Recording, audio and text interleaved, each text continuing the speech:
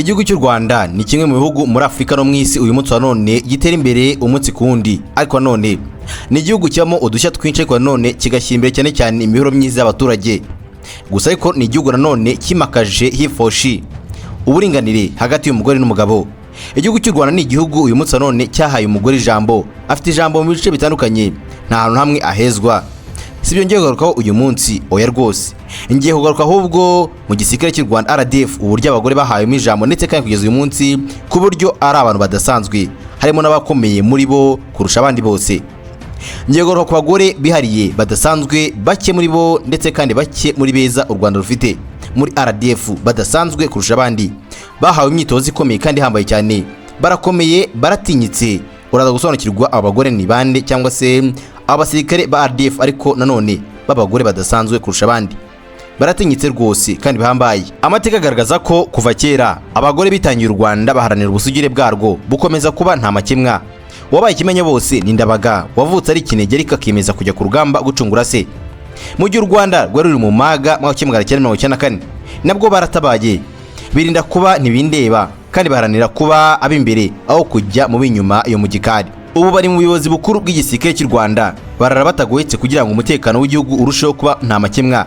Sibyo gusa kuko byarenze n'imbibi z'igihugu cy'u Rwanda, bagira naho bajya gutanga umusanzu mu mahanga iyo kure. Abanyarwandakazi berekanye ko nta kintu na kimwe ubusanzwe cyananira umutima ushaka. Hambere hangaha Lieutenant Colonel Jane Chantal Ujeneza usigara umuyobozi wungirije wa polisi y'igihugu ushinzwe imari n'abakozi, yabwiye kimwe mu binyamakuru cyo mu Rwanda ati: "Ngiye sinigeze ngira ubwoba bw'uko ntazashobora imyitozo ubusanzwe yoherezwamo abagabo, ndetse kandi abagabo bakaba bayishobora mu buryo boroheye." Mu gisirikare cy'u Rwanda kandi ubu ngubu abagore baboneka mu nzego zose. Ikindi kandi no mu ntera ntibasigaye, kuko nyuma y'ibyo byose bafite amapeti ari hejuru cyane, bigaragaza ko bashoboye kandi nta kintu kimwe cyabananira. Nguhaye ikaze kuri Bank of Hope magazine, ubashe gukurikira byinshi bidasanzwe, documentaire nziza n'ahandi uzazikura uretse hano gusa.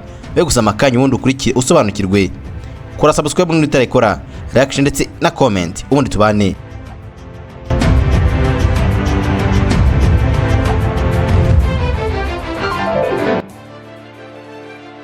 U Rwanda nicyo gihugu muri Afrika no mu isi muri rusange uzasangamo igihugu gifite imyanya ikomeye, ariko irimwo n'abagore benshi cyane kandi bayigenzura bakayobora neza icyo gice babahaye. Benshi baragaragaza ko uyu munsi wa none u Rwanda rwakomeje kwimakaza umuco wo guha ndetse ikaze abagore mu buyobozi no mu bindi bice bitandukanye, ariko no mu gisirikare ntago bahejwe. 2023 Perezida Paul Kagame w'u Rwanda yazamuye mu ntera abasirikare bagera muri 7, ariko nanone b'igitsina gore bagirwa ku rwego rwa colonel. Ubundi igisirikare cy'u Rwanda cyagisanzwe n'abagore gifite ba colonel, ariko none icyo gihe bahise baba aba colonel 7 b'abagore. Urumva ko ipeti rya colonel ridasanzwe. Uyu munsi wa none rero abo bagizwe ba colonel ngiye kugarukaho uyu munsi wa none abagore badasanzwe, ariko uyu munsi wa none batinyitse kurusha abandi. Hari abagore benshi bagaragaza ko bagiye mu gisirikare cy'u Rwanda, gusa benshi bagiyemo vuba cyane kubera ko batangiye gutinyuka vuba. Gusa bavuga ko umuntu wagiyemo cyane ndetse umazemo igihe kirekire Colonel Berina Kayirangwa ariwe umaze igihe kinini mu gisirikare cy'u Rwanda. Numwe kandi ubagizwe Colonel icyo gihe ahabwa ndetse ipeti rya Colonel. Ni umubyeyi wavukiye mu nkambi ya Ibuga muri Uganda, aho rero umuryango we wari warahungiye mu 1959. Numwe kandi mu barwanya urugamba rwo kubohora igihugu. Yagiye mu gisirikare ubwo yari mu mashuri yisumbuye, ubwo abandi batangizaga urugamba rwo kubohora igihugu ahitamo no kuva mu ishuri ajya kubohora igihugu cy'u Rwanda. Gusa urugamba rurangiye yabashije gusoza amashuri ye yari yacikirije, yaje kwigabona impamyabumenyi y'iciciro cya 2 cya kaminuza mu bugeni arts. Afite kandi masters mu masomo ajyanye n'umutekano, byongera ko yandi yize ajyanye n'igisirikare mu ishuri rya gisirikare rya Nyakinama. Uyu nawe ni umwe mu bagore badasanzwe. Uyu rero bivuga ko uyu munsi wa none ari mu bagore bakomeye mu gihugu cy'u Rwanda bafite ipeti rya colonel, ndetse kandi bigaragara ko ari mwe mu bantu kandi bize neza. Bigaragara ko Colonel Kayirangwa akora mu cyiciro gikuru cya RDF mu ishami rya Gisirikare rishinzwe kandi ibikorwa bya gisirikare, azuka kandi unaribonye mu gutegura no kuyobora ibikorwa bya gisirikare. Cyane cyane benshi baraza ko n'ubundi yize masters mu bijyanye n'ibi byose, iyo bikora rero abikora neza cyane ku buryo n'igihe arusha n'abagabo kubikora. Bigaragara ko ari mu bantu badasanzwe kandi bakomeye cyane. Umugore ufite ipeti rya colonel abadasanzwe. Undi udasanzwe mu gisirikare cy'u Rwanda kandi ufite ubunararibonye bamwita Colonel Nyirasafari Serafina. Yavutse ku itariki 16 Gicurasi mu 1970, avukira amajyaruguru y'u Rwanda. Yinjiye mu gisirikare cy'u Rwanda mu 1991, muri Mutarama mu 1994 ahabwa ipeti rya Suriyetona.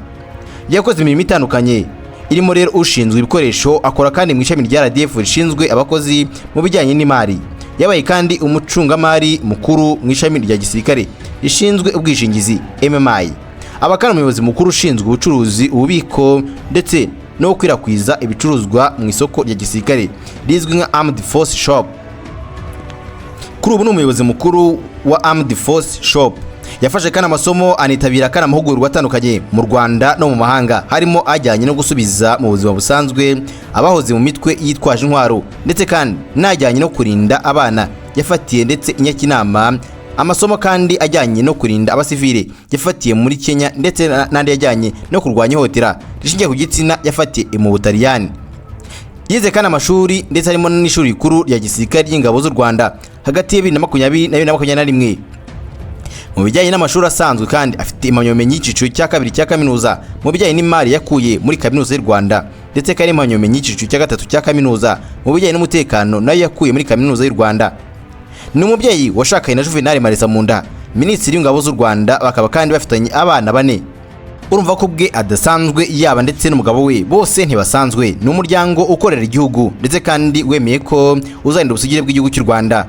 Undi ni Colonel Betty Dukuze, umwe mu basirikare bakomeye kandi badasanzwe mu gisirikare cy'u Rwanda RDF. Muri 2017 nibwo yazamuye mu ntera ava ku ipeti rya majoro agirwa Lieutenant Colonel. Nta kibazo na kimwe yigeze ahura nacyo mu muryango, biturutse ku kuba ari umusirikare. Kuri we, uwo mwaba mwarashakanye wese ntacyo bivuze, icyangombwa nuko umwubaha mu kubahana. Ati ingenzi ni ukubahana hagati yanyu, ariko ntago ari ngombwa ko muvuga ko ngo kuba uri umusirikare ukanga umugabo wawe, cyangwa se niba uri umusirikare agukanga. Oya rwose, inshingano z'urugo ndazubahiriza ndetse kandi zikajya ku murongo. Uyu ni umwe kandi mu basirikare nabo badasanzwe mu gisirikare cy'u Rwanda RDF uri ku ipeti rya Colonel, dore ko naho undi mugore urazamuka kuri iri peti ngo ariveho. Ari mu batojwe neza kandi nyamara bize neza mu mashuri akomeye, ariko none uyu munsi none azwiho cyane ubwitange n'umunyamwuga urimo kandi mu bya gisirikare. Ariko none uyu nguyu ari mu bayobozi bakuru none mu gisirikare cy'u Rwanda RDF, ariko none akora imirimo idasanzwe kuko iri peti rigezeho yarikoreye. Uyu ni umwe nayo mu basirikare badasanzwe ba RDF. Undi musirikare udasanzwe ni Colonel Rosane Ingabire Sengimana, ari mu bakiri bato kandi mu gisirikare cy'u Rwanda bafite ipeti rya Colonel. Yize kandi mu ishuri rya gisirikare rikuru mu Bubiligi Royal Military Academy, arangiza kadete 2021. Yakoze mu myanya itandukanye harimo no gukora mu cyicaro gikuru cya RDF n'ahandi nk'igako imusanze, abona n'andi masomo kandi ya gisirikare yagenewe abasirikare bakuru. Yaherewe ifonti Leavenworth muri Leta Zunze Ubumwe za Amerika. Ari no mu basirikare bagiye mu butumwa bw'amahoro muri Repubulika ya Centrafrica.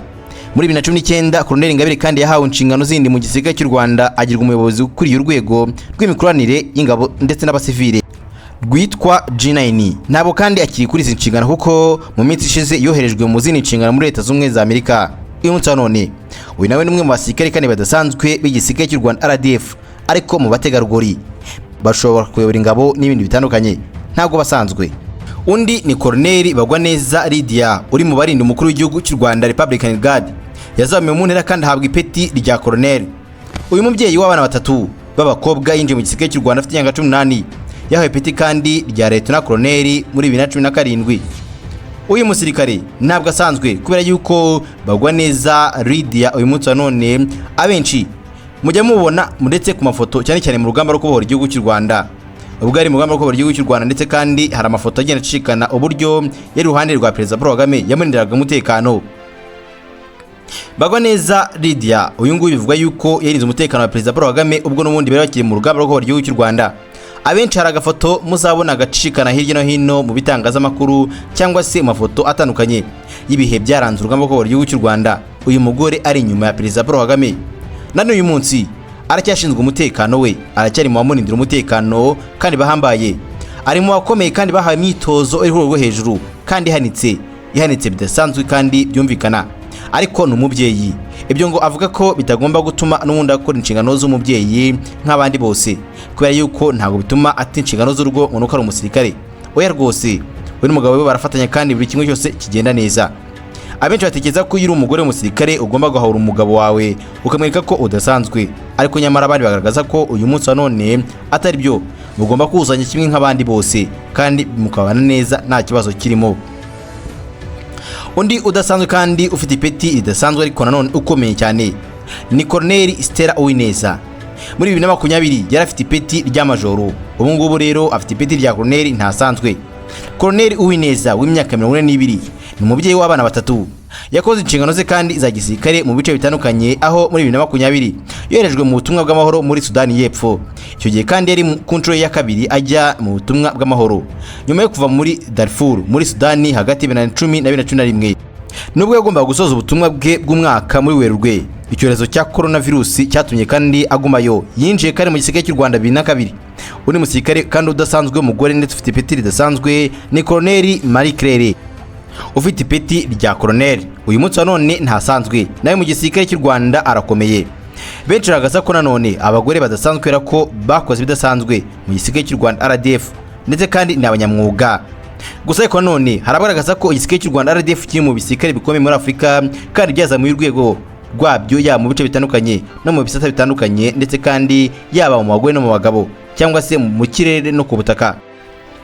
Uyu munsi wa none igisirikare cy'u Rwanda RDF nk'uko wabonye uko ari abagore 7 bose bakomeye kandi badasanzwe mu gisirikare cy'u Rwanda bahawe imyitozo ikomeye kandi rwo hejuru. Uyu munsi wa none igisirikare cy'u Rwanda kirimo igico bitandukanye, abasirikare barwanira ku butaka ndetse no mu kirere. Abo mu kirere harimo n'abagore batandukanye nabo tuzagarukaho, ndetse cyangwa se abakobwa bakiri bato batwara indege zisanzwe z'intambara, harimo n'abatwara ibifaru bari mu butumwa bw'amahoro mu bihugu bitandukanye ya Mozambique ndetse na Central Africa. Harabagiye bakoreshwa ibiganiro gusa ku munsi wa none niyemeje ko ngomba kubwira abagore badasanzwe bafite amapeti ahambaye kandi batinyitse kurusha abandi, ku buryo nyine umusirikare ku ipeti rya Colonel ntabasanzwe.